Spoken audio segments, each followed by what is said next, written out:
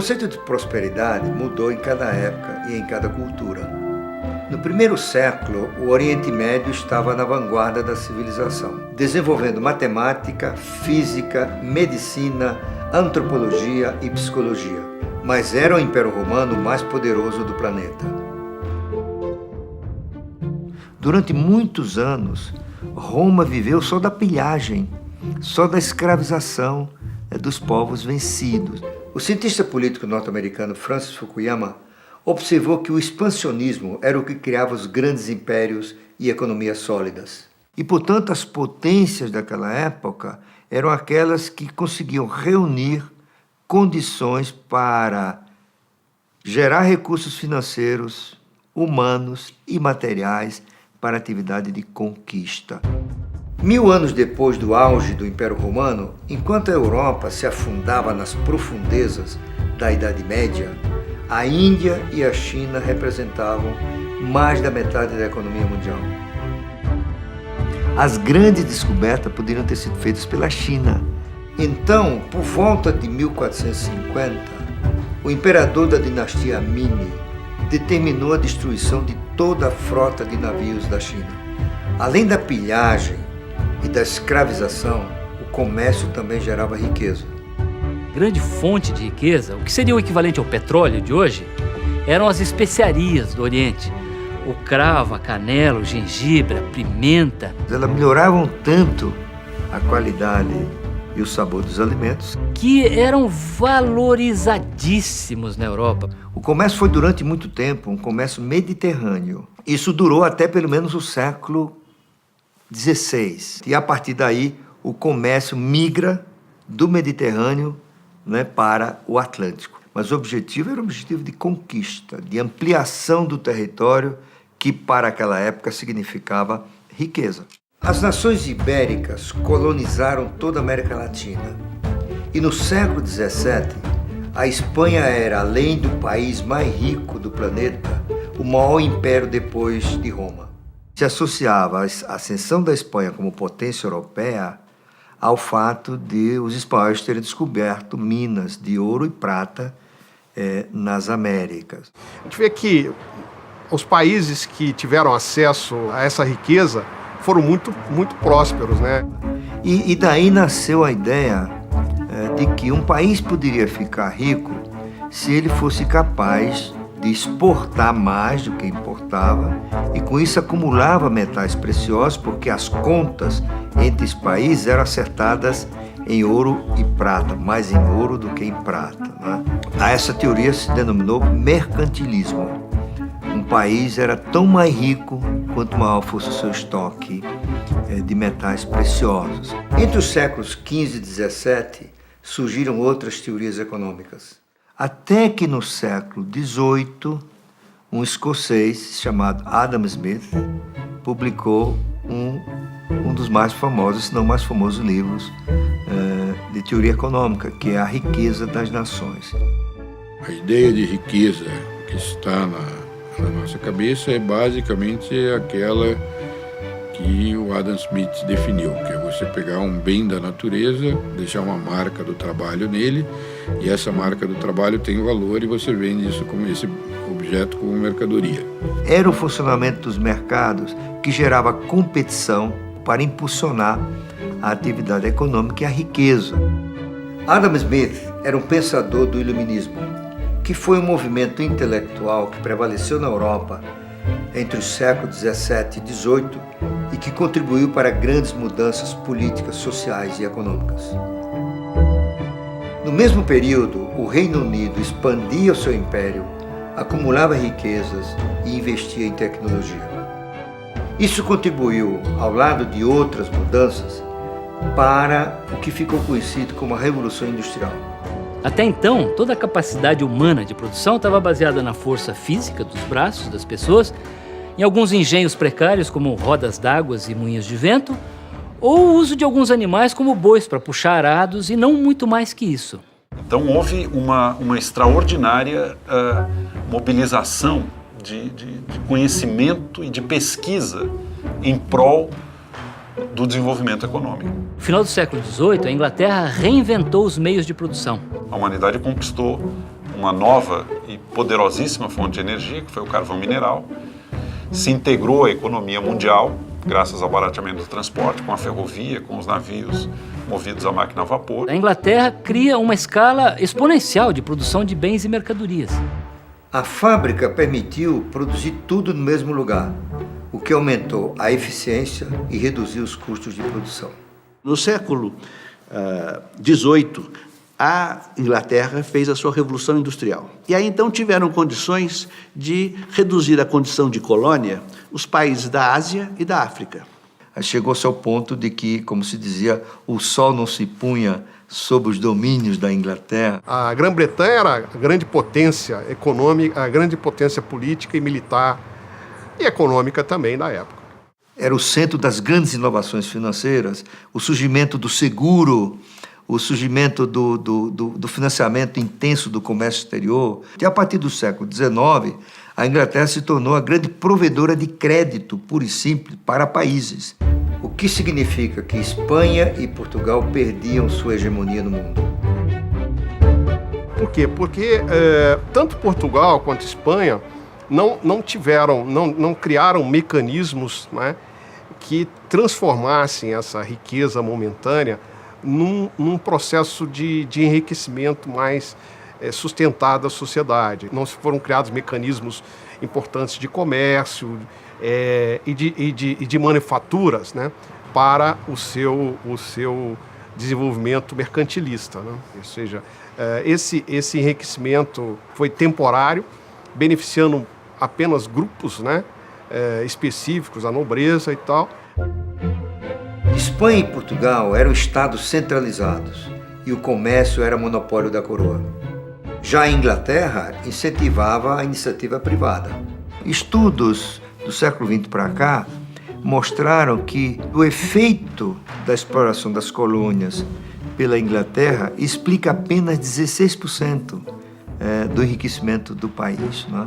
E isso mostra né, basicamente, que não adianta só ser rico do ponto de vista de ter acesso a metais preciosos, né? E que o desenvolvimento é algo muito mais complexo. Por que a Revolução Industrial ocorreu na Inglaterra? São fatores políticos, fatores sociais e também fatores econômicos. Inclusive, a força das ideias, né? Os grandes pensadores da Europa ocidental, todos eles eram ingleses. O pensador que desenvolve a teoria do mercado é inglês, é Adam Smith, né? Thomas Hobbes, que criou a primeira ideia do Estado, era inglês. O John Stuart, que sustenta que a prioridade deveria ser o indivíduo e não o Estado, né, é o inglês. Mesmo o autor da teoria que levaria ao comunismo era alemão, mas desenvolveu tudo isso na Inglaterra. Um número crescente de economistas tem chegado à conclusão de que o que faz a grande diferença para um país crescer são as suas instituições. As instituições, elas são definidas por um autor importante, Prêmio Nobel de Economia, o Douglas North. Ele fala de uma forma muito simples: as instituições são as regras do jogo na sociedade. An institution is a set of rules that survives over time, and it provides a great deal of predictability in terms of investment, in terms of trade, in terms of the things that make an economy work. Por um outro economista chamado Mansur Olson, ele fala: são market augmenting institutions, instituições que promovem o funcionamento dos mercados. Que distribuam a riqueza, que favoreçam o progresso tecnológico, não é? Que incentive a educação, o conhecimento, né? Isso não aconteceu na Península Ibérica. Do outro lado, instituições ruins, elas vão diminuir, vão complicar o funcionamento dos mercados. Eu diria que a Inglaterra foi extremamente bem sucedida em construir instituições favoráveis ao capitalismo. A lei de patente na Inglaterra é de 1624. Surgiu o Banco da Inglaterra e a redução do potencial de calote fiscal pelo governo inglês, o que reduziu o prêmio de risco e a taxa de juros. Surgiu o crédito para a empresa por volta de 1850, a Inglaterra cria o seu serviço público profissional, que assentou as bases do bom governo. E não há prosperidade sem o bom governo. Foi assim que a Inglaterra ficou rica. Mas como foi que a riqueza se espalhou pelo mundo? Fukuyama examinou todo esse processo e, a meu ver, ele tem uma sacada genial. Any modern political system is really based on three separate sets of institutions. So you need to have a state. A state concentrates and uses power to enforce laws, to deliver social services and public goods. O Estado forte de Fukuyama é o Estado institucional. Não é o Estado que controla tudo, controla preço, tem empresas estatais, intervém na economia, mas é o Estado que garante um ambiente de negócios, o funcionamento da concorrência, provê educação de qualidade e exerce o monopólio da violência. You have a rule of law which limits the state by imposing rules on executive power, and then you have institutions of democratic accountability which make the state obey the wishes of the whole public. Accountability não tem tradução para o português. Na verdade, significa prestar contas, ser responsável perante a sociedade, submeter-se ao julgamento periódico dos eleitores. So, a modern political order really depends on the balance between the state on the one hand and these two institutions that constrain the state. Mesmo possuindo as mais avançadas instituições, a Inglaterra deixou de ser a nação mais rica do mundo. No final da Primeira Guerra Mundial, nós tínhamos uma situação em que os Estados Unidos era grande credor tanto da Inglaterra quanto da França, não é? Que eram países vencedores do ponto de vista da guerra, mas perdedores do ponto de vista econômico, né? A partir desse momento, vamos dizer, a economia americana ela adquire uma hegemonia muito maior do que a Inglaterra. A crise de 1929, ela, em boa medida, é um reflexo dessas contradições do processo de reconstrução nos anos 20 e é também interessante, impressionante como é que isso, em seguida, traz uma segunda guerra ainda mais violenta, devastadora. Na Segunda Guerra Mundial, afinal, os Estados Unidos emergem como uma grande potência.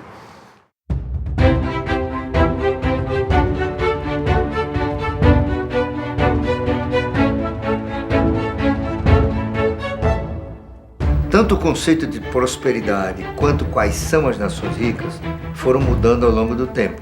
São outros os países considerados ricos hoje. Acabou a Segunda Guerra Mundial, imediatamente a ONU convocou todo mundo e fez as regras de como é que vai ser a contabilidade nacional. O padrão que foi criado para medir a riqueza foi o PIB. PIB quer dizer Produto Interno Bruto, e ele é uma somatória de tudo o que se produz e que é considerado economicamente valioso. Basicamente, aquilo que passa por compra e venda. Hoje ele é uma medida padronizada mundialmente pela ONU. Nenhum país pode ser membro do FMI se ele não calcula direito isso. Como o PIB é uma coisa assim que, na verdade, nos dá uma ideia do aumento do tamanho da economia, mas é isso, é um tamanho. O Brasil tinha, em 2015, o 9º maior PIB do mundo. Depois de Estados Unidos, China, Japão, Alemanha, França, Reino Unido, Índia e Itália. Em 2011, o Brasil era a 6ª maior economia do planeta. O PIB total do país não quer dizer muita coisa. Basta você ter uma população gigantesca para o seu PIB também, de um modo ou de outro, acabar sendo muito grande. Por esse critério, a Índia é mais avançada que a Noruega.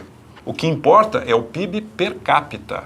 A renda per capita, o que é? A renda total de pelo número de pessoas. Tem gente que define o dar certo como ter chegado a uma renda per capita de pelo menos 25 mil dólares por ano. De quase 200 países do mundo, tem uns 20 ou 30 que tem isso. Nós estamos longe disso, estamos na metade disso.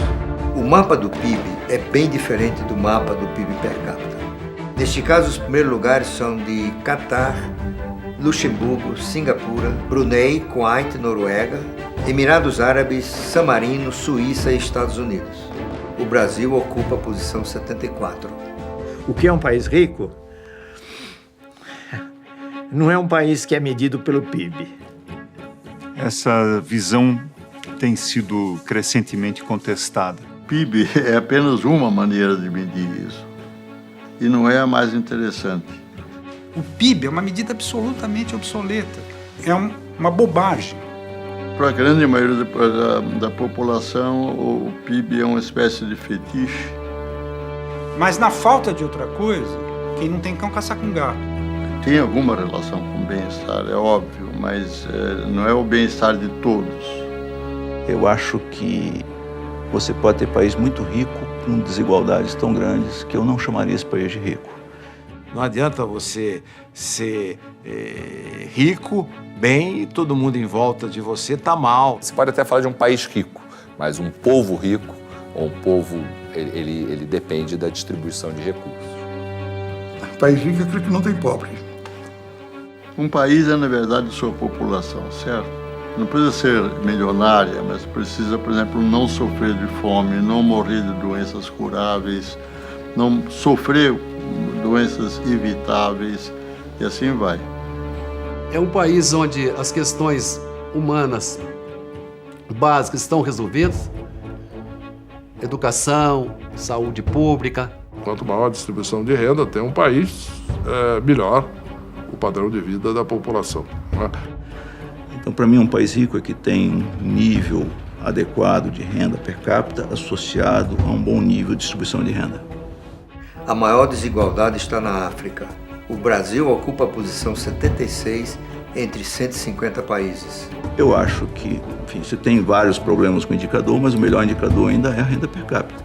País rico não é aquele que tem apenas renda per capita alta.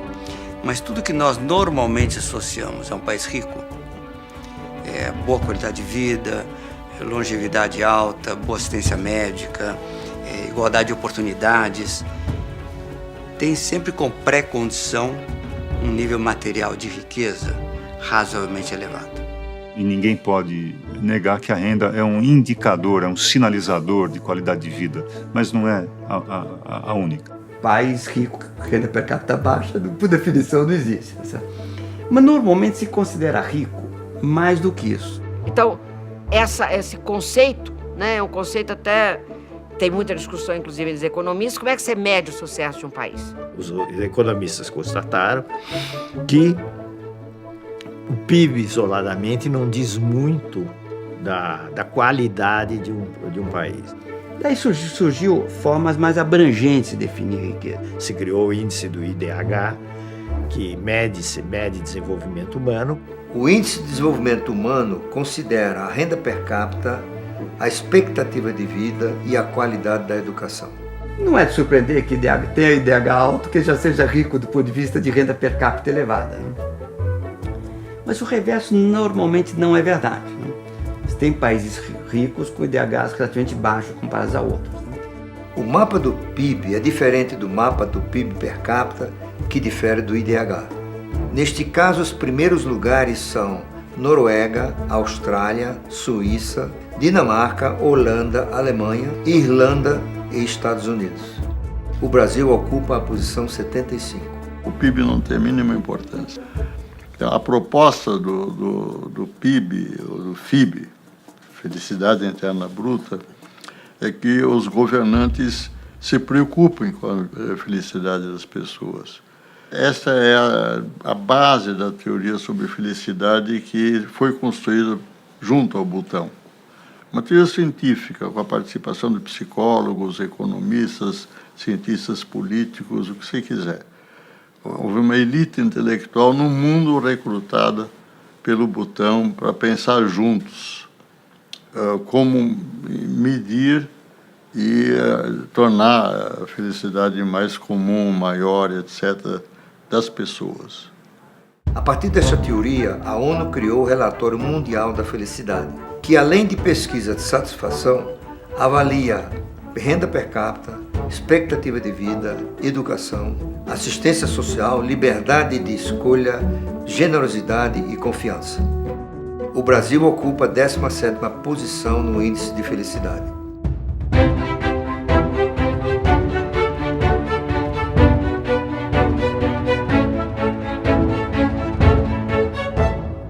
que é o país ser rico e como que isso reflete no bem-estar das pessoas, não é? Eu acho que essa é uma questão que hoje tem muita gente pensando e que, obviamente, colocam em xeque as medidas tradicionais de riqueza. A renda per capita americana é claramente maior. Entretanto, a Alemanha, a França, Itália, os países escandinavos, Bélgica, Holanda, esses países são mais desenvolvidos do ponto de vista humano.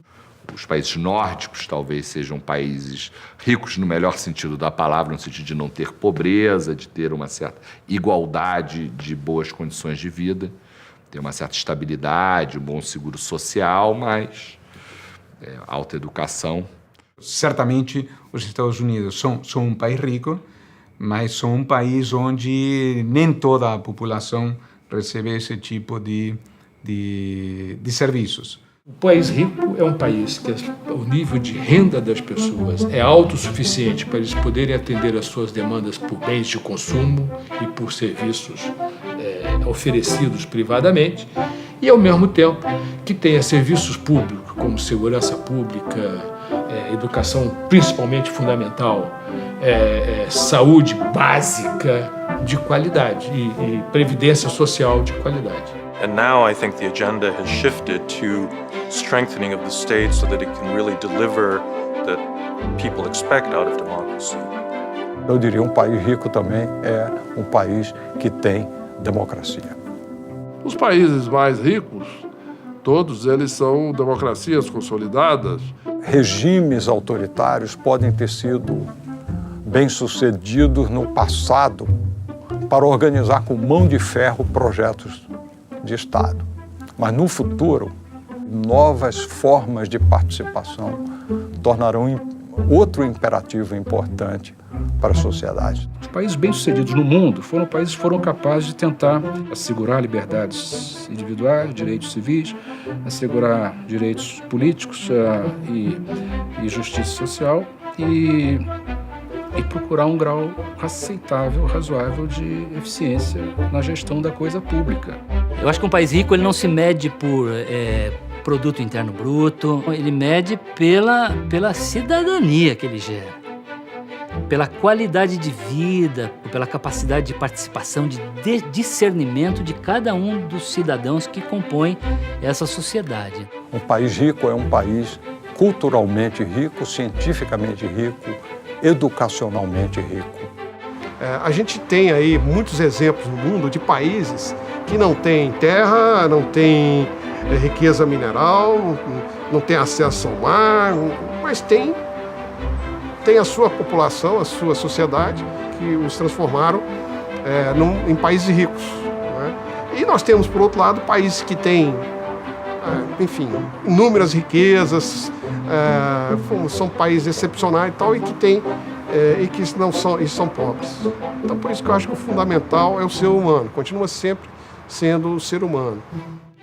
O desenvolvimento é um processo de expansão das liberdades. Um país rico é um país onde todos têm oportunidades. A sociedade ideal tem que se basear em regime de oportunidades iguais, de meritocracia. Onde as pessoas tenham oportunidade igual de serem desiguais. Onde o cidadão possa fazer o que ele deseja e ser o que ele deseja. E ele quiser ser astronauta, poeta, o que ele quiser ser, ele vai ter inúmeras oportunidades de ser isso. Não importa se você foi fabricada na suíte presidencial do Waldorf Astoria, ou por um acidente meio bêbado, num sábado de noite, embaixo do museu do Ipiranga. A justiça na corrida se faz aonde? É na partida, não é na chegada. Que os governos garantam pelo menos uma saúde decente, uma educação decente, níveis adequados de segurança. Quem nasce na beira de um esgoto, na palafita do Recife, não vai ter nem com o que sonhar. Para desenvolver é país rico economicamente, mas que tem uma boa distribuição de renda, tem uma boa distribuição de riqueza, tem um IDH elevado. No sentido de sustentabilidade ambiental, no sentido de profundidade cultural, no sentido de compreensão dos desafios do seu tempo. Isso é um país rico. Os conceitos, na verdade, vão se ampliando ao longo do tempo. Desenvolvimento é um conceito muito mais amplo do que o crescimento econômico.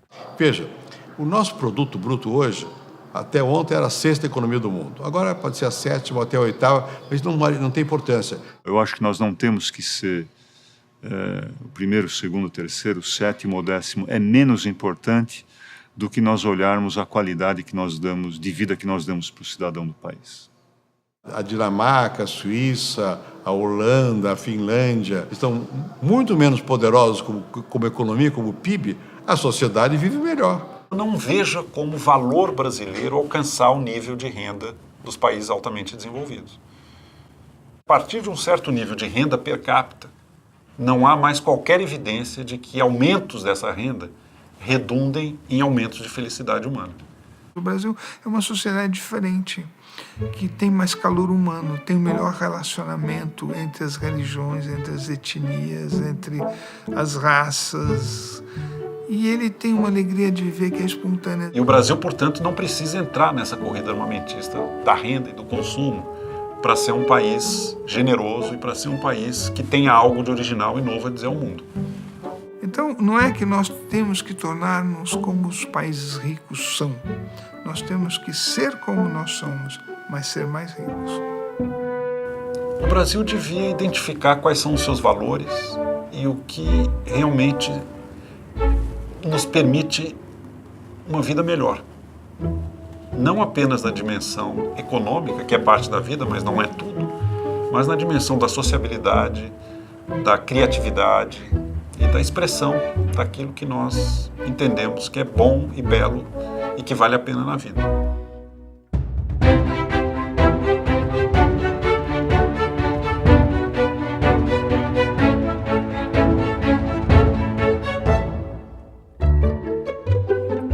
O Brasil tem a 9ª economia do mundo, ocupa a posição 74 no ranking de renda per capita e 75 no IDH. O Brasil era o 3º país mais desigual do mundo e agora ocupa a posição 76. Também se diz que o Brasil passou de um país de miseráveis para um país de classe média. Afinal, o Brasil é rico, pobre ou mediano? Well, Brazil is already a rich country in many ways. O nosso país tem recursos naturais que ninguém tem, tanto minerais como agrícola, tudo, a coisa da terra, o nosso clima. Nós temos um povo maravilhoso, um povo trabalhador. O agronegócio brasileiro é típico de um país rico. O Brasil tem um setor mineral muito avançado e competitivo. O sistema financeiro brasileiro é tão avançado quanto os mais avançados do mundo. O Brasil hoje é um país moderno, mas continua um país subdesenvolvido. Com o quê? 40 milhões de miseráveis? Não menos. A desigualdade continua muito forte. Os últimos dados ainda mostram. O Brasil é o 4º mais desigual da América Latina. Ainda com nível alto de desemprego, educação, nível insatisfatório, e aí por diante. Não é necessário falar saúde, segurança pública, todos sabem como que as coisas são complicadas, né? Eu acho que o Brasil é um país economicamente imaturo e, do ponto de vista do desenvolvimento, é um país subdesenvolvido. O Brasil continua sendo um país muito pobre. Nós não somos um país pobre, mas temos muito pobres por força da desigualdade. O Brasil é um país potencialmente rico, mas também muito rico em pobreza. Eu tenho um particular orgulho da nossa geração de ter observado uma redução tão sistemática da desigualdade. Os dois, do Fernando Henrique e o 3º mandato do Lula, permitiram que ele avançasse em políticas sociais importantes que tiveram uma grande repercussão na incorporação de famílias e pessoas na classe média vindo da classe pobre. De 2003 até 2012, cerca de 42 milhões de pessoas entraram para essa nova classe média. Então, é algo que sai de 32% para 55%. Então, no Brasil, estão dizendo que não tem mais pobreza. Só que 50% da população não tem acesso ao esgoto. Então, Tem alguma coisa esquisita aí no jeito de calcular a pobreza, entendeu? Porque para mim quem não tem acesso ao esgoto é miserável. Para o governo brasileiro, pessoas que ganham renda mensal de R$ 291 já fariam parte da classe média. A nossa classe média, valores de hoje, seria de R$ 2.000, a renda familiar total, até cerca de R$ 8.000, que talvez seja uma classe média pobre para padrões americanos. Na Europa, por exemplo, em todos os países europeus, quanto que é a renda per capita? $3.000, tá bom. Quem ganhar menos do que um quarto disso é pobre. Agora, quando você compara nessa evolução do mercado o chamado BRICS, Brasil, Rússia, Índia e China, nós estamos num estágio muito mais avançado. Porque, na verdade, o Brasil é um país de renda média. Então, a média está aqui, não está nos países da OCDE, por exemplo.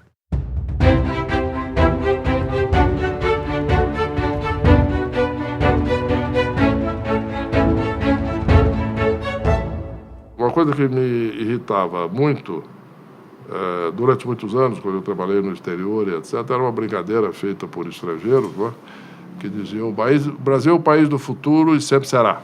Nós éramos sempre o país do futuro. A gente estava correndo atrás do futuro e o futuro caminhando com uma velocidade maior que a nossa.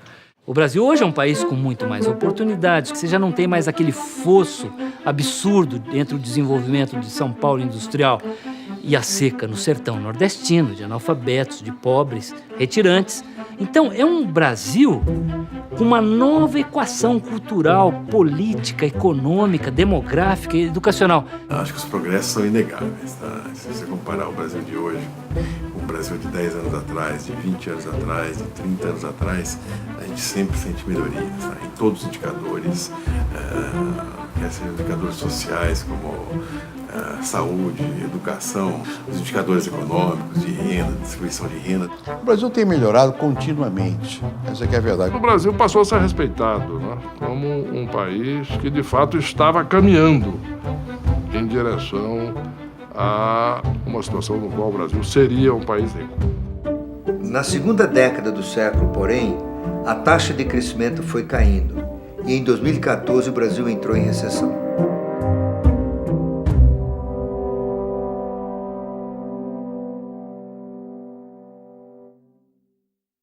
A coisa vinha andando, mal ou bem, a gente ia com estabilidade da moeda, aí conseguimos, lei da responsabilidade fiscal, o tal tripé. O que aconteceu durante o governo Dilma foi que bagunçou isso tudo, bagunçou. O governo do PT imaginou que tinha recebido uma senha para mudar a direção da política econômica e iniciou uma série de ações que resultaram em intervenção mais expressiva do Estado na economia, e tudo isso resultou numa perda de produtividade da economia, a criação de um ambiente de incertezas, e tudo isso redundou em recessão, desemprego e renda mais baixa.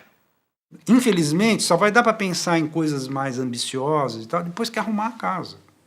Dificilmente será um colapso. O Brasil não vai ser uma nova Argentina, uma nova Venezuela, uma nova Rússia.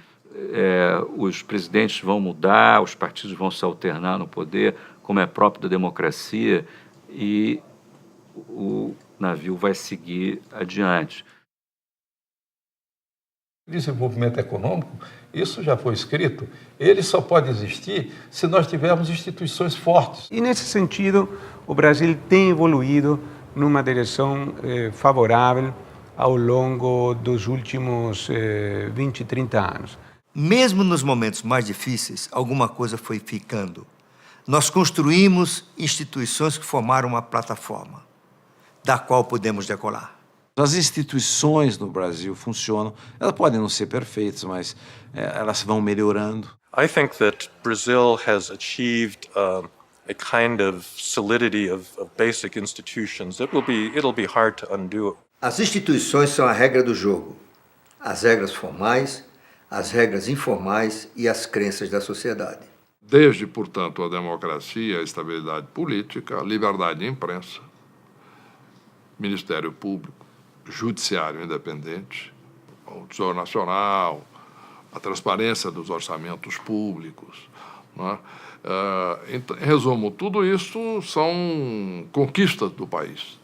I think that Brazil has really made an important transition to institutions because it now has a number of very powerful ones that really don't depend on the results of this election or that election, that they can survive the ups and downs of democratic politics. So I think that in terms of the democratic and legal constitutions, the foundations are really very strong. People in every generation have to work, to maintain them. Eu acho que o Brasil, de fato, deixou de ser o país do futuro e passou a ser um país do presente. Estamos às portas do clube dos países ricos, mas os desafios são enormes. E o problema não creio que seja tanto de saber o que faz crescer e crescer, porque o que interessa mesmo para a sociedade é a qualidade do crescimento. Muito mais que ter o crescimento do PIB é ter o crescimento da melhoria das condições de vida. Então, o desafio do Brasil para criar uma sociedade decente não é só crescer o produto, é crescer nós próprios como país, como nação. Aí falta muito.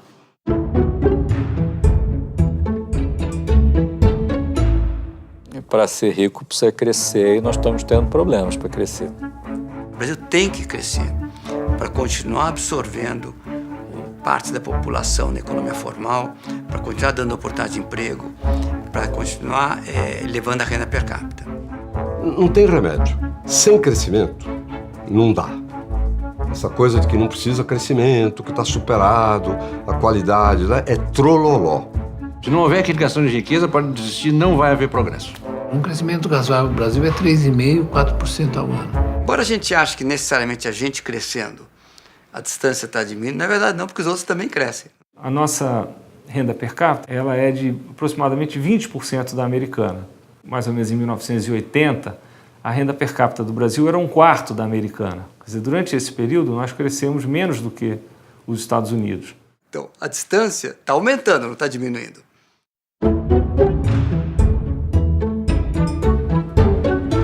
Os diagnósticos sobre os problemas do país vão se organizando em torno dos entraves ao crescimento. O primeiro desafio, que é o mais óbvio, é o desafio inflacionário. A inflação, o que é? É um imposto, né? Uma maneira pela qual você vai tirando o valor de quem tem a moeda nas mãos. Isso significa que cada unidade monetária que você tem na mão, cada vez compra menos. Você vai arrecadando para o Estado, para quem emite a moeda, né, este valor. Então, o governo, na verdade, com a inflação, retira poder aquisitivo da população, se apropria dele de uma forma traiçoeira.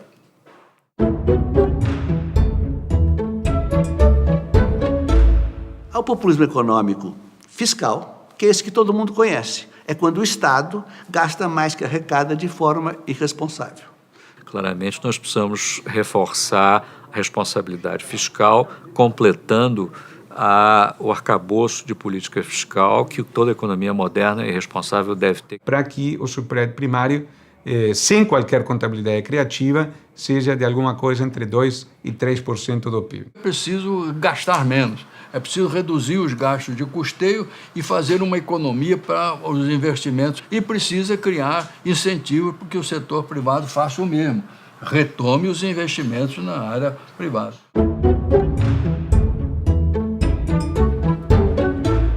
O investimento é um dos 3 componentes fundamentais do processo de crescimento. Chegamos a investir perto de 20% do PIB, que estamos caminhando para 16%, 17%.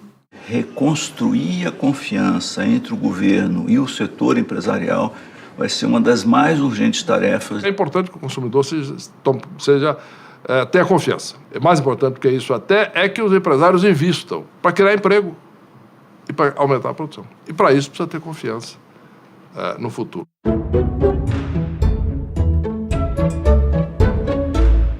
Aquilo que nós conquistamos com esse pacto entre uma economia próspera e a distribuição de recursos para a população, ele está se inviabilizando. Por quê? Porque porque nós temos dificuldades crescentes para poder competir. A economia brasileira está perdendo competitividade a uma taxa muito rápida, tá certo?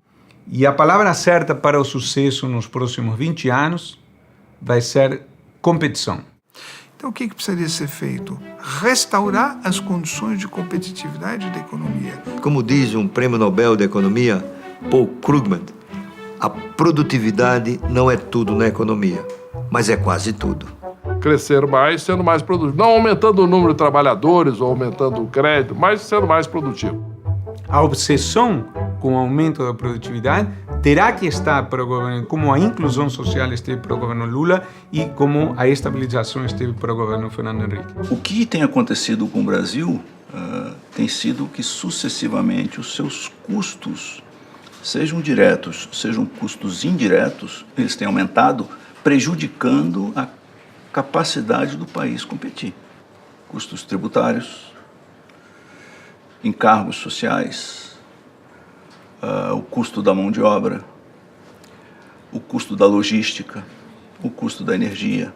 Temos que vencer desafios complexos, pois isso será necessário para gerar uma sociedade mais eficiente, mais produtiva, mais justa.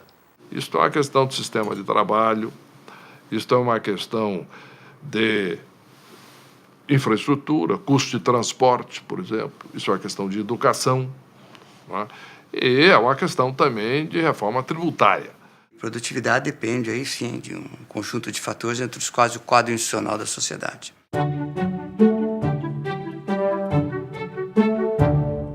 Produtividade depende basicamente de investimento em capital humano. Vou usar a palavra mais ampla, educação, treinamento, qualificação, etc. Investir também para melhorar a produtividade, a eficiência do trabalhador brasileiro. Isso você consegue com investimento em educação, em treinamento, que todo mundo isso sabe. O que produz cada trabalhador brasileiro é cerca um pouco menos da metade, ou cerca da metade, um pouco menos do que produz o trabalhador norte-americano. Só 13% dos trabalhadores têm ensino superior. Isso é perto dos asiáticos, isso é assim inacreditável. 70% dos trabalhadores coreanos têm curso superior, tá certo? Então, assim, não dá para competir. Então, em termos de atos concretos que é necessário fazer, claramente a resposta de 10 entre 10 economistas é investir em educação. Prioridade, eu acho que educação, educação, educação. A primeira, sem dúvida nenhuma, é a educação. Eu acho que deve ser a alma do projeto brasileiro. Educação. Ponto crítico é, primeiro, educação. Tornar a educação brasileira melhor. Falta hoje é investir mais e educar melhor o nosso povo. O fundamental é a educação. Realmente melhorar muito o nível de educação e concentrar muito recurso em educação. Quanto melhor a educação de um país, mais produtivo. Não consegue aumentar a produtividade se você não tiver pessoas com maior grau de educação que sejam capazes de lidar com mais máquinas, mais softwares e o que for.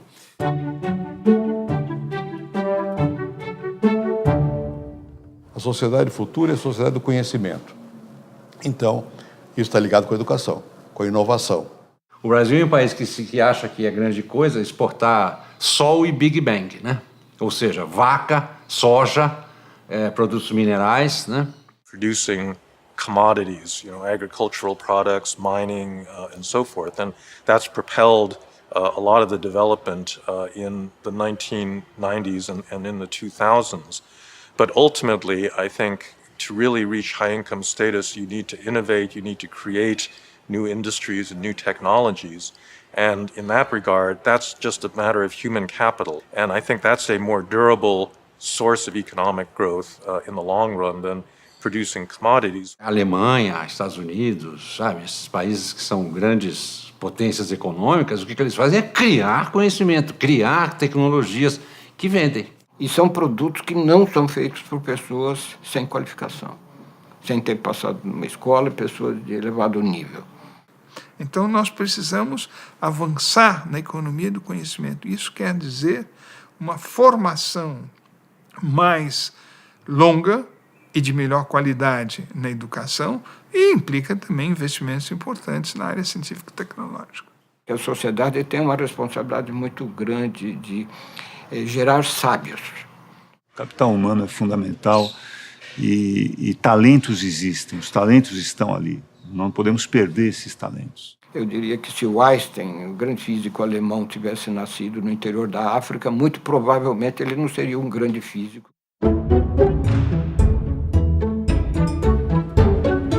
A educação ela tem a grande vantagem porque ela afeta não só o crescimento, como também afeta a distribuição de renda, a desigualdade de renda. Sem ela, a riqueza concentra. Então, famílias pouco educadas, em geral, têm renda mais baixa do que famílias muito educadas.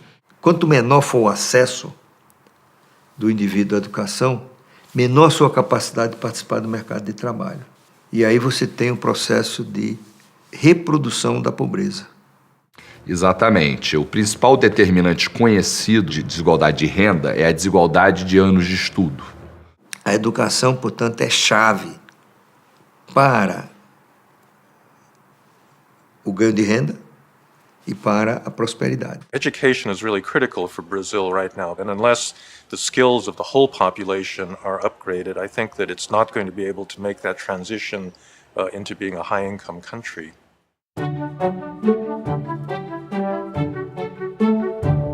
Um país desenvolvido, eu acho que acima de tudo um país que seja desenvolvido culturalmente.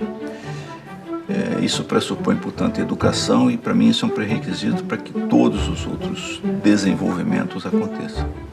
Mas eu acho que a educação é uma maneira também de se mudar a cabeça das pessoas, que o próprio comportamento da sociedade muda com a educação. Porque uma pessoa educada, ele é menos violento, ele é mais agradável, ele trata bem as pessoas, ele tem mais saúde. Mais do que isso, também empodera as pessoas, vamos dizer, aperfeiçoa o próprio funcionamento da democracia. Acho que a democracia, sem sistema político, sem um nível de educação maior, ela fica permanentemente em risco, porque as pessoas têm essa manipulação permanente dos políticos, digamos assim, dos maus políticos. Tem que investir em educação para que as pessoas tenham uma transformação cultural e assimilem novos valores de cidadania, de honestidade, de eficiência, que se transformem em decisões que constituam um Estado também mais cidadão, mais honesto e mais eficiente. I think that it's kind of an inevitable process of economic modernization.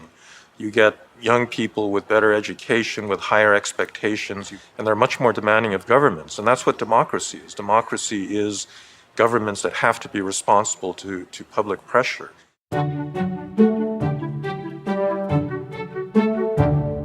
Sobretudo depois da Segunda Guerra Mundial, os países que ascenderam e desenvolveram mais rapidamente que os outros foram que fizeram revoluções educacionais. Depois do Japão veio a Coreia do Sul. Depois da Coreia do Sul, no final dos anos 90, em 99, a China entrou na Organização Mundial do Comércio e invadiu o mundo ocidental. A Coreia, por exemplo, acho que é um caso importante. O exemplo da Coreia é um exemplo espetacular, né? E isso é um país que se fez em que 30, 40 anos. Na década de 60, era um país cuja renda per capita era menor que a do Brasil. E hoje, praticamente, tem uma renda per capita no nível dos países ricos. É um país que foi emergente, agora já é desenvolvido, mas que conseguiu fazer isso com desigualdade em queda, porque investiu muito em educação. Eu diria que a prioridade brasileira hoje é uma revolução escolar. São muito mais de gestão, né, de saber direito o que tem que ser feito. A prioridade tem que ser o ensino fundamental e médio. Eu acho que a maior distorção é uma espécie de um dogma no Brasil, que as universidades públicas são gratuitas, não sei porquê.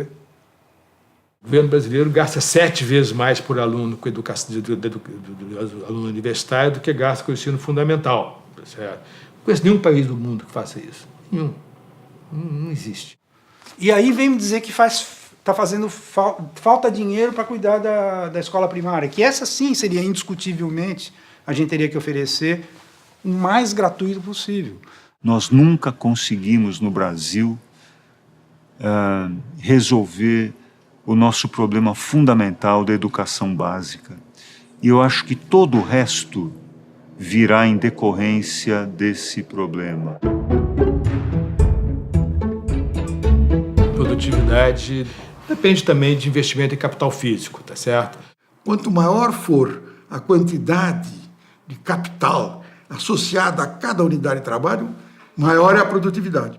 A diferença entre você trabalhar com uma banquinha de camelô ou você trabalhar com um supercomputador.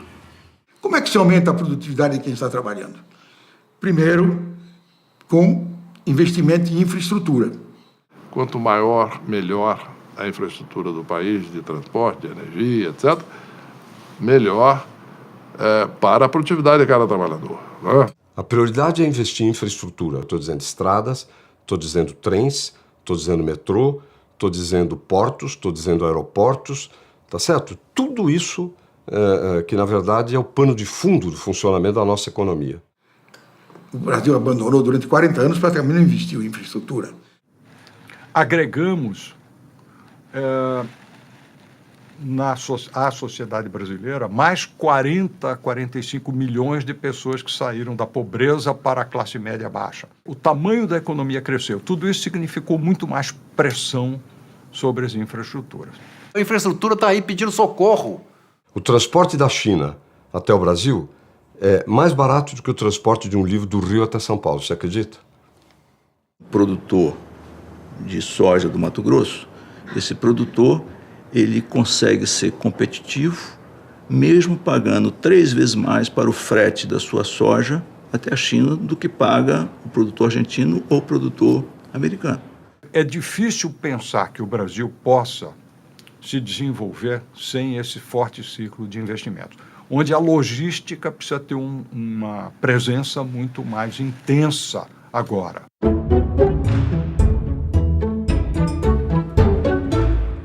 Infraestrutura não se desenvolve sem uma visão de 30, 40 anos à frente. Isso põe em foco a necessidade de planejamento de longo prazo.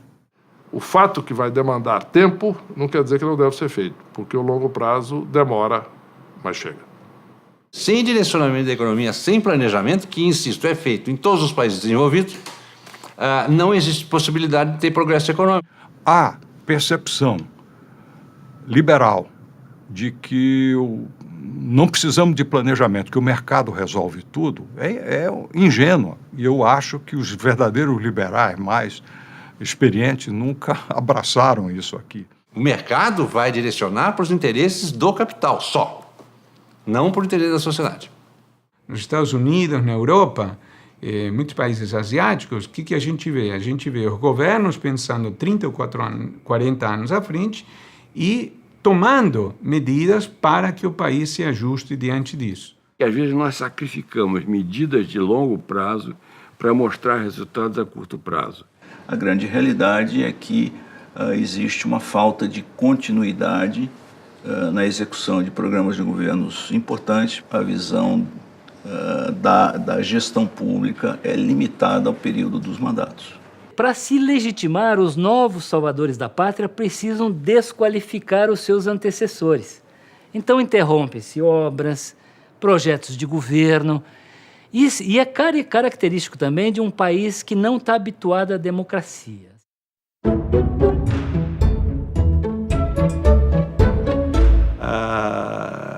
Agora, o que você precisa, fundamentalmente, é de um governo competente.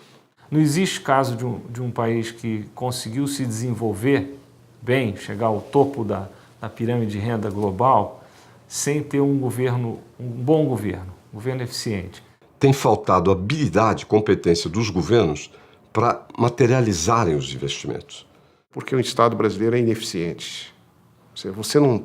Você não tem do Estado a contraprestação dos serviços que dele se espera.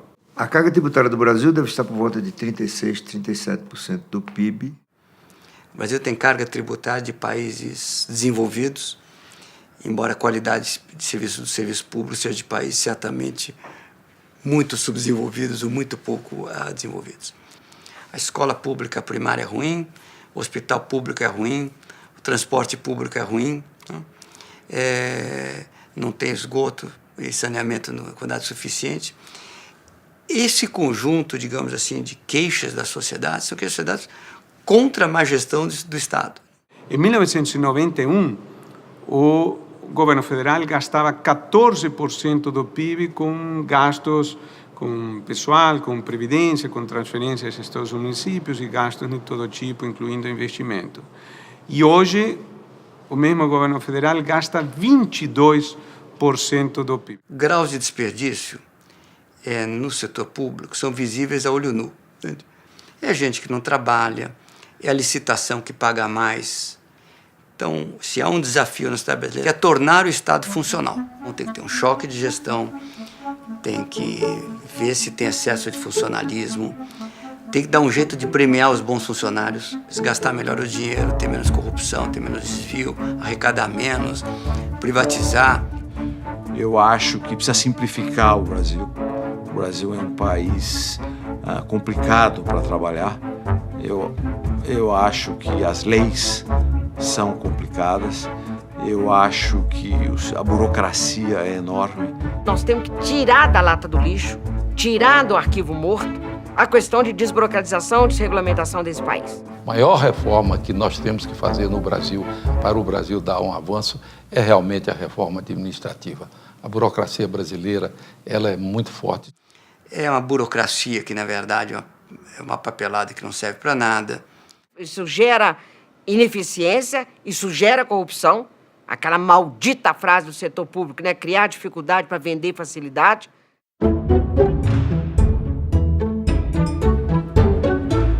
Temos a maior burocracia do mundo. Temos uma corrupção que só é menor do que a da China ou da Rússia e uns países aí que não vale a pena mencionar. A corrupção no setor público significa retirar para benefício próprio de grupos dinheiro que poderia ser aplicado na educação, na saúde, na infraestrutura. A principal causa de corrupção no Brasil, não é a única de longe, mas a principal, né?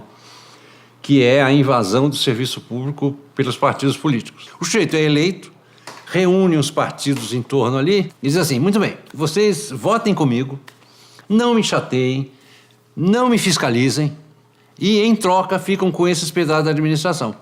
Ministério não sei o quê, superintendência do INSS na região não sei qual, uma subprefeitura. Quanto mais dinheiro tem, melhor. É DENIT, né? Departamento Nacional de Infraestrutura de Transporte, Petrobras, as estatais, né? Claro, né? Porque você tem uma atividade econômica muito maior nesses lugares, né?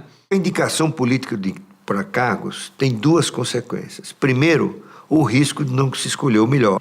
A segunda é que pode abrir o espaço para a corrupção. Você tem uma deterioração da qualidade dos serviços públicos, que afeta todo mundo, né? Tem obras que são desnecessárias, projetos que são colocados ali só porque uma empresa é de interesse de uma empresa, né?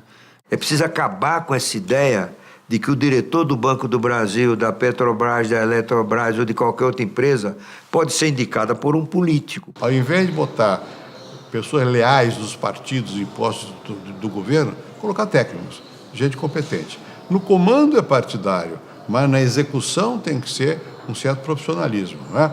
Centenas de milhares, talvez mais de 1 milhão, não sei, né? Ninguém fez essa conta, de cargos na administração pública são ocupados por interesses partidários. Os partidos deixam de representar os indivíduos que elegeram seus representantes para representar interesses internos, né?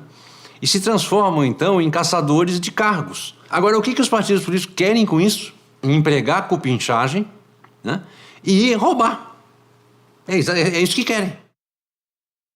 A licitação, ela se presta à corrupção se ela for uma licitação viciada. Ou seja, e tem vários exemplos no Brasil em que já se sabe quem vai ganhar. É isso que aconteceu na Petrobras, né? No mundo de internet e de informação que a gente tem, você não ter transparências em projetos não tem nenhuma justificativa.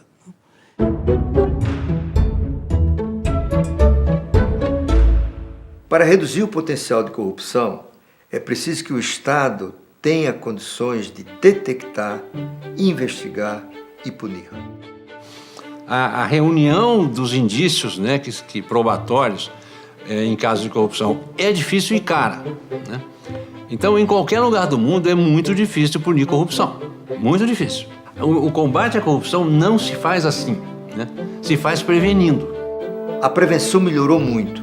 Hoje, bancos, instituições de mercado de capitais, seguradoras, corretores de imóveis, profissionais liberais como advogados e economistas são obrigados a informar certas transações à Comissão de Controle das Atividades Financeiras, a COAF. Foram essas informações que deram origem à Operação Lava Jato. E começamos a ter a terceira fase também, que é a da punição. Pela primeira vez na história, com o mensalão, figuras poderosas da República, incluindo um chefe da Casa Civil, foram para a cadeia. Ah, bom. Tem havido uma evolução no desenvolvimento das instituições brasileiras. A Lei de Acesso à Informação, que é um importante mecanismo de possibilitar a vigilância, né, sobre o poder público, né? Lei de Responsabilidade Fiscal, Lei de Improbidade Administrativa, legislação referente a empresas, né, como essa lei chamada de anticorrupção. A Lei Anticorrupção de 2013 responsabiliza as empresas por práticas de corrupção e danos à administração pública. Antes, apenas os indivíduos poderiam ser responsabilizados. Para se tornar o grande país que um dia tem de ser, requer talvez que seja cumprida a Constituição sonhada por Capistrano de Abreu, resumida num artigo. Todo brasileiro é obrigado a ter vergonha na cara. O Brasil é uma economia relativamente fechada e a gente sabe que trajetórias rápidas de desenvolvimento ocorrem tipicamente em economias abertas, né?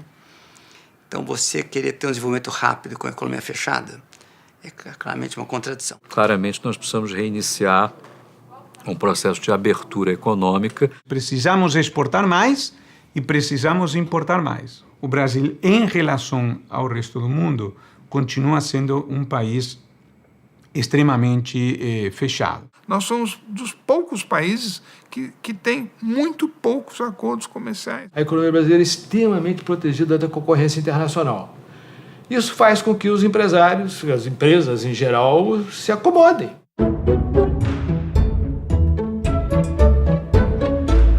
O Brasil precisa passar por um processo sério, duro, difícil, de reformas que venham a gerar um incentivo a ganhos de produtividade. Isso tem a ver com realização trabalhista, com reforma tributária. Nós precisamos de uma reforma política, nós precisamos de uma reforma tributária, nós precisamos de uma reforma previdenciária. Se falávamos de reforma agrária, a gente precisa de uma grande reforma urbana, provisão de serviços de educação, saúde, transportes. Não há uma reforma que se possa aprovar numa tarde em Brasília e resolver os nossos problemas. And democratic political systems face this constant temptation just to cater to existing interest groups and vested interests, and that's what prevents reform. A sociedade às vezes um pouco leniente, um pouco acomodada. A gente vai driblando, utilizando essa expressão tão brasileira, empurrando as questões com a barriga, não é? E algumas questões, o problema é que se não forem encaradas, depois tomam seu preço.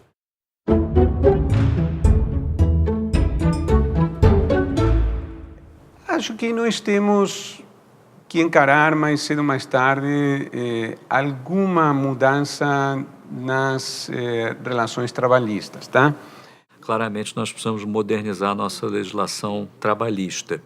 As leis trabalhistas brasileiras são antigas, são velhas, sabe? Tem que fazer leis novas. A rigidez do sistema de mercado de trabalho nosso é muito grande. É preciso ter uma atualização da legislação trabalhista. Reformas que permitam maior flexibilidade do mercado de trabalho, etc. Que favoreça o contrato entre as partes, mantendo o respeito aos direitos dos trabalhadores.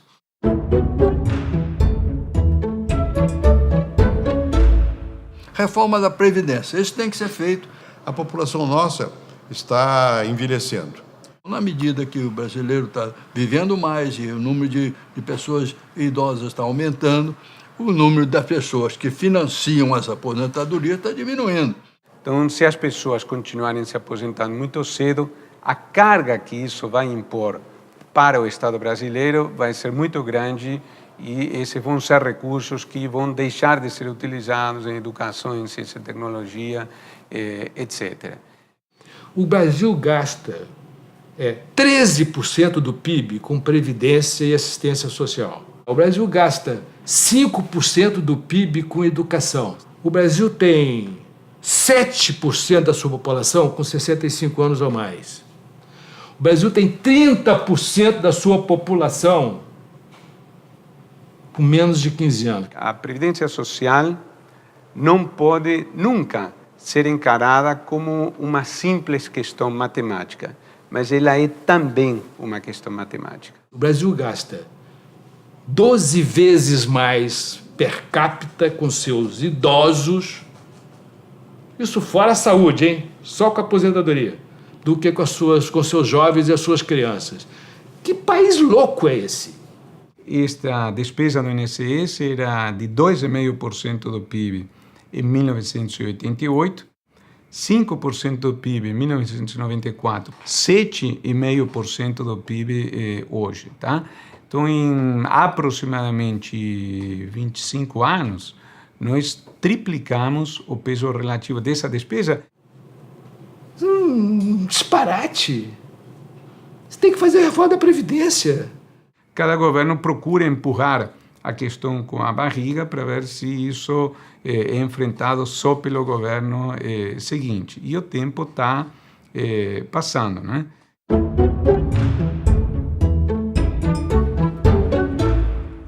I think that probably the one observation I would make is that economics does not exist in a vacuum. It exists within the context of a political system. O sistema político hoje, ele leva a enormes distorções no processo brasileiro. Acho um risco alto para a democracia. A reforma política é fundamental para que a democracia brasileira possa funcionar. Uma reforma que aumente a capacidade decisória do Congresso e reduza a excessiva fragmentação do sistema partidário. Não é possível um país ser bem governado com 30 e quantos partidos tem? Porque esses partidos, na verdade, não servem para nada a não ser para fazer barganha e chantagem. Hoje em dia, o candidato muda de partido de um lugar para o outro, as alianças são feitas com base nos minutos de televisão e as questões programáticas, aliás, não é mais um tema de discussão.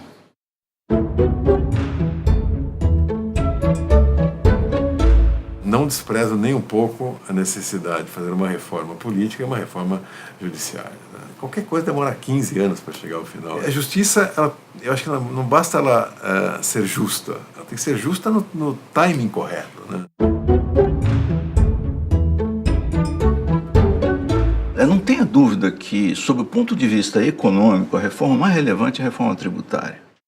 Sem dúvida, do ponto de vista econômico, longe o maior problema que tem hoje. Claramente o Brasil precisa fazer alguma coisa com relação a tributos, a impostos, uma reforma tributária. A carga tributária é outro inferno no Brasil. Ela é muito alta. É uma economia com uma carga tributária absurdamente elevada para países emergentes. Arrecadar 36% do PIB é bom, mas depende do que você faz com esse dinheiro. Se você arrecadar para nomear mais funcionário público, não vai melhorar muito as coisas, né? Bom, e está muito pesada para a produção. Eu acho que nós temos que reduzir a carga tributária, é muito peso. Não vai dar para dizer, então vamos abaixar imposto, fazer isso, fazer aquilo e tal, porque senão você aumenta o déficit. A simplificação tributária também seria muito importante. O Brasil tem um sistema tributário dos mais complicados, talvez o mais complicado do mundo. Nós precisamos enfrentar o problema do ICMS. Não é mais possível ter 27 legislações distintas com diferentes regimes tributários. Você pega uma empresa que opera em todos os estados do país, existe milhares, talvez milhão de combinações diferentes entre saída e destino, com regras diferentes, o que traz um custo de cumprimento da legislação tributária absurdo no Brasil.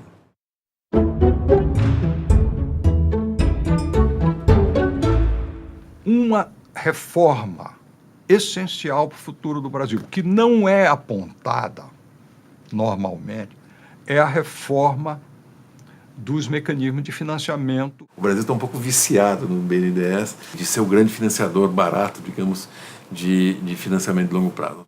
Persistir que o BNDES seja a única âncora financeira não é bom, porque os poupadores brasileiros precisam ser naturalmente induzidos pela criação de novas ferramentas de poupança a migrarem para o risco de médio e longo prazo.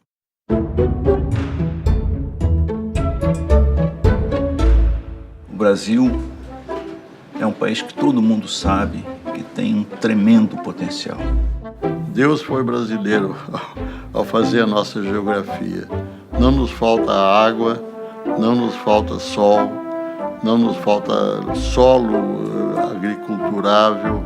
Pelo seu território, pela sua população, pela diversidade da sua, pelas riquezas que o país tem, pela capacidade do seu povo. Eu diria que quase um determinismo. Eu vejo países, vamos dizer, que tem esse futuro de estar entre as grandes economias do mundo.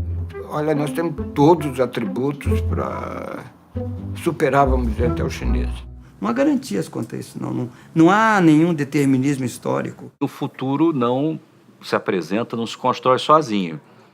Porque um país pode ser rico transitoriamente, ficar pobre, se não tiver capacidade para responder desafios. Se você provocar e fizer as coisas suficientemente errado, vai dar errado. Que não tem nada que condene os países ao progresso, nem o progresso é o destino natural de qualquer país. Eu acho que o Brasil será um dia um país rico. O país terá um nível de renda mais elevado. Nós podemos duvidar de quão longe está isso. Quantas gerações você precisa para que isso aconteça? Mas eu não tenho nenhuma dúvida de que isso é possível. Ainda no curso das nossas vidas, acho que vamos observar um país rico. Não vai ser um Japão, uma Suíça amanhã. Talvez o meu filho, o meu neto não vá ver o Brasil com o qual nós sonhamos. Eu acho que nós estamos nesse caminho. De uma forma lenta e tudo mais, mas estamos nesse caminho.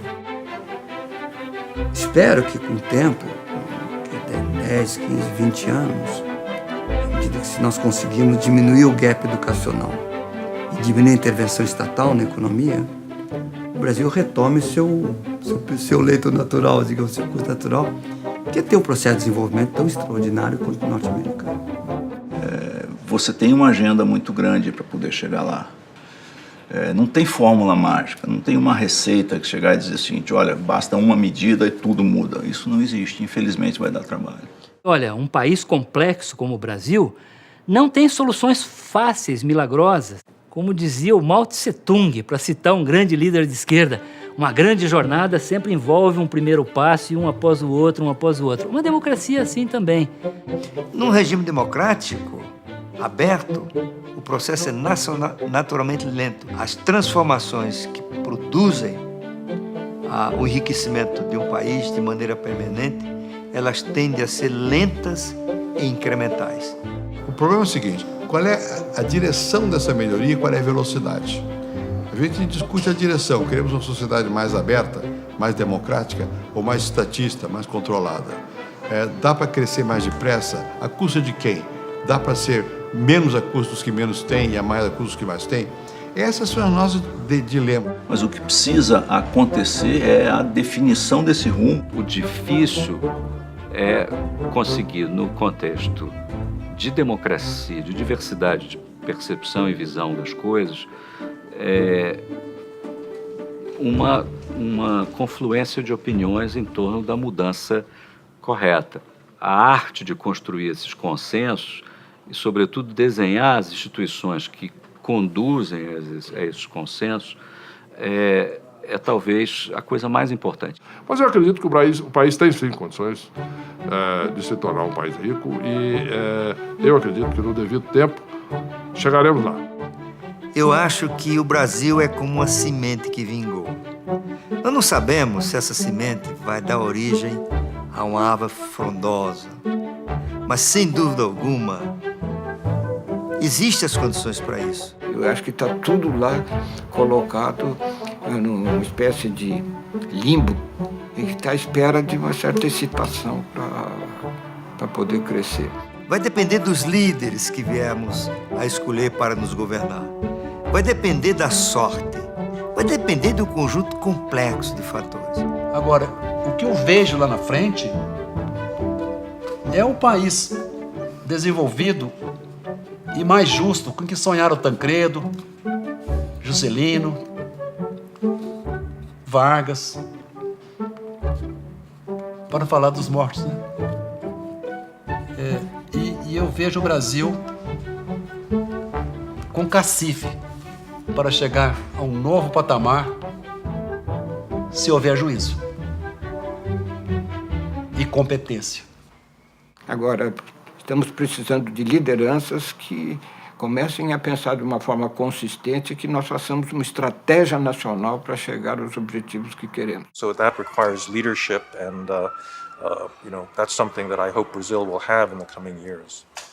Parece haver sempre a esperança de que nós vamos eleger um presidente, uma liderança que vai passar por cima de tudo e atropelar os políticos e fazer a coisa certa, como se a esfera política fosse nossa inimiga. Não existem salvadores da pátria, não existem soluções milagrosas. Claro que, diante de corrupção, escândalos e tudo isso, a população tem naturalmente uma aversão ao político que é compreensível, mas nós não podemos atirar fora a esfera política, porque é ali que a batalha vai ser travada.